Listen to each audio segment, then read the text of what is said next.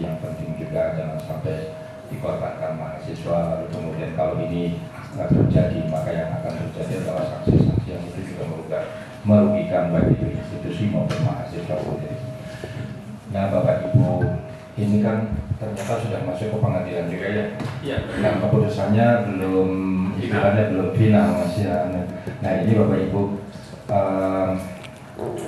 saya sekali lagi menghendaki sebenarnya ada rekonsiliasi saja, tidak perlu ke pengadilan lagi. Tapi kan itu urusan Bapak Ibu ya.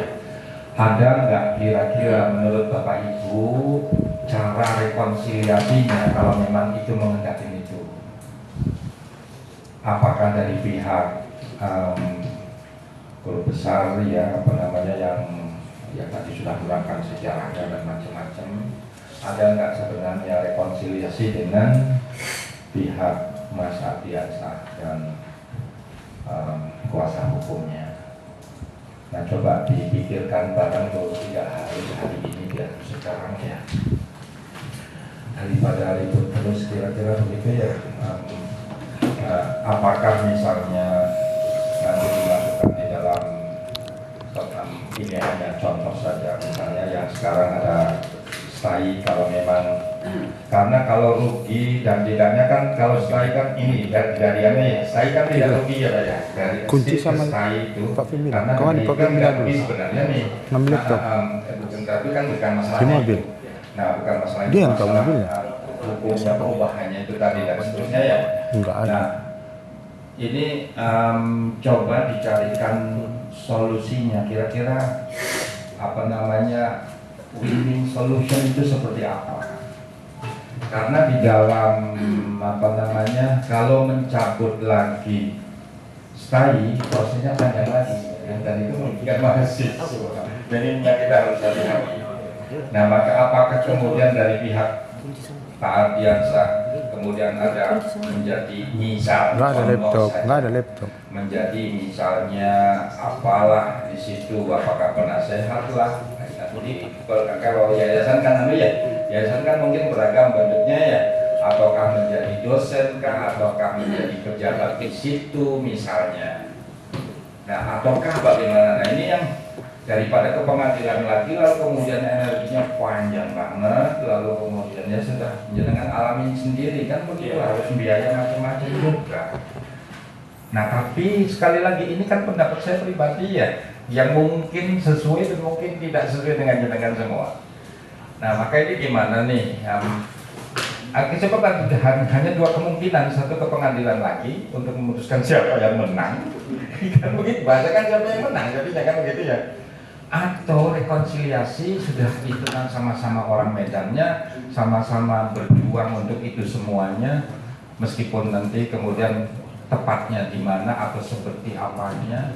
Nah, tunggu nih Bapak Ibu ya, kami seperti yang dikatakan Pak Syarif itu tidak punya hak untuk memenangkan salah satunya, tidak punya hak untuk menyalahkan salah satunya. Hanya kami hanya bisa berharap kalau bisa itu rekonsiliasi, supaya terus maju begitu. Namun apakah itu tidak harus sekarang ya, tidak harus sekarang diputuskannya, maksudnya rekonsiliasi enggak dibatalkan. KM enggak dibatalkan. Gimana sih?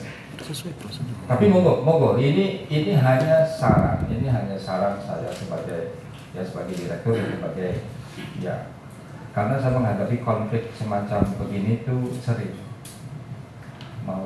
tapi kalau bisa sih itu, daripada kemudian ada yang sakit hati, ada yang dirugikan, ada yang apa, kan sama-sama dulu pernah gabung ya Pak ya, apakah yang lebih dulu lalu kemudian ada yang belakangan atau apa, kan pernah bersama-sama berdiskusi, bersama-sama rapat, ngomong dan seterusnya.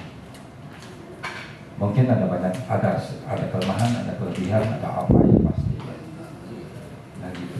Jadi islah gampangannya ya Pak ya, Bapak Ibu ya, kalau bisa islah saja daripada kemudian lama. Dan ini pengadilan sudah lama mungkin Pak ya, Bapak Ibu ya. Biasa dulu pengadilan berapa lama Mas?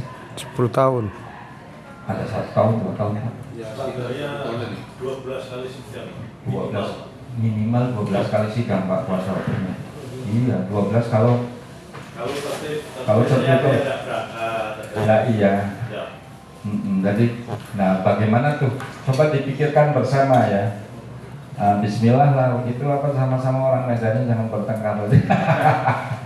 Jangan bertengkar. Jadi, gitu. Yang penting Apa kan? kan Tapi kan proses, ya kan? karena ini Gas di situ bilang. 2024 ya, baru kan? Izin Pak Dirjen, tanpa mengurangi rasa hormat kami kepada Bapak